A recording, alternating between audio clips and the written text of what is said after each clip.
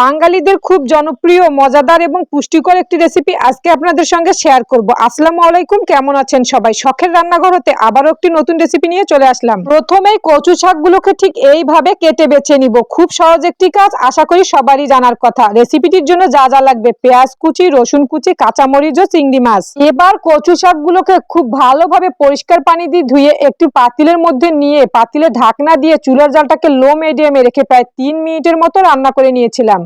3 minute রান্না করার পর কচু শাকগুলো দিয়ে পর্যাপ্ত পরিমাণ পানি বার হয়েছে। ঠিক এইভাবে উল্টে পাল্টে কচু শাকগুলোকে রান্না করে 80% সিদ্ধ করে নিতে হবে। কচু শাকগুলো 80% সিদ্ধ হয়ে গেলে শাকগুলোকে একটি ছাঁকনির মধ্যে নিয়ে শাক হতে শাকের পানিগুলো খুব ভালোভাবে ঝরিয়ে নিতে হবে।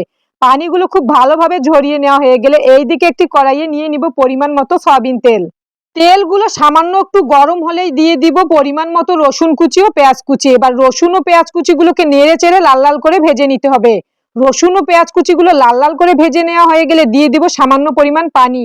এবার দিয়ে দিব রান্নার সাধারণ মশলা, লবণ, হলুদ, মরিচ গুঁড়া ও জিরার গুঁড়া। এবার মশলাগুলোকে প্রায় 1 মিনিটের মতো কষিয়ে দিয়ে দিব পরিষ্কার করে ধুয়ে রাখা ছোট চিংড়ি মাছ। এবার চিংড়ি মাছের সাথে সমস্ত কিছুকে প্রায় 2 মিনিটের মতো কষিয়ে নিব। 2 মিনিটের মতো কষিয়ে দিয়ে দিব 2টি তেজপাতা ও 2টি দারুচিনি। এবার একটু সামান্য নেড়েচেড়ে ঢাকনা দিয়ে চিংড়ি মাছগুলোকে 5 মিনিটের মতো রান্না করে একদমই ভুনা করে নিয়েছিলাম। এবার ভুনা চিংড়ি মাছের উপর দিয়ে দিব সিদ্ধ করে রাখা কচু শাকগুলো। কচু শাকগুলোর কিন্তু একদমই পানি ঝরিয়ে নিতে হবে। এবার চিংড়ি মাছের সাথে কচু শাকগুলোকে খুব ভালোভাবে মিশিয়ে নিতে হবে। প্রায় 2 মিনিটের মতো সমস্ত কিছুকে খুব ভালোভাবে মিশিয়ে নিয়েছিলাম। খুব ভালোভাবে মেশানো হয়ে গেলে একটি ঢাকনা দিয়ে আবারও 5 মিনিটের মতো রান্না করে নিতে হবে। ঠিক 5 মিনিট পর ঢাকনা খুলে দিয়ে দিব 4-5টি কাঁচামরিচ ফালি। আবারও ঢাকনা দিয়ে প্রায় 2 মিনিটের মতো রান্না করে নিয়েছিলাম। 2 মিনিট পর একটি হাতার সাহায্যে সমস্ত কিছুকে উল্টাই পাল্টাই দিতে হবে, যাতে করে কড়াইয়ের নিচে কোনো কিছু লেগে না যায়। তারপর চুলার জালটাকে একদমই লো মিডিয়ামে রেখে সমস্ত কিছুকে প্রায় 2 মিনিটের মতো ঠিক এইভাবে কষিয়ে নামিয়ে নিব। এবার এইদিকে একটি কড়াইয়ে দিয়ে দিব পরিমাণ মতো সরিষার তেল। তেল সামান্য একটু গরম হলে দিয়ে দিব 4-5টি শুকনা মরিচ। শুকনা মরিচগুলোকে মাছ বরাবর কেটে দিতে হবে।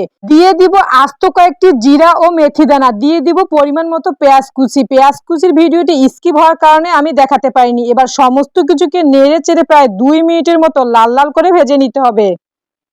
একদমই লাল লাল করে ভেজে নেওয়া হয়ে গেলে দিয়ে দিব রান্না করে রাখা চিংড়ি মাছ দিয়ে কচু শাকের তরকারি। এবার একটি হাতার সাহায্যে সমস্ত কিছুকে প্রায় 3 হতে 4 মিনিটের মতো ঠিক এইভাবে ভেজে নিতে হবে। এই সময় চুলার জালটাকে একদমই লো মিডিয়ামে রেখে প্রায় 2 হতে 3 মিনিটের মতো ভেজে নিয়েছিলাম। দিয়ে দিব 1 ফালি লেবুর রস। এই সময় অবশ্যই 1 ফালি লেবুর রস দিতেই হবে। এই লেবুর রসের কারণেই কিন্তু তরকারির স্বাদটা দ্বিগুণ বৃদ্ধি পাবে।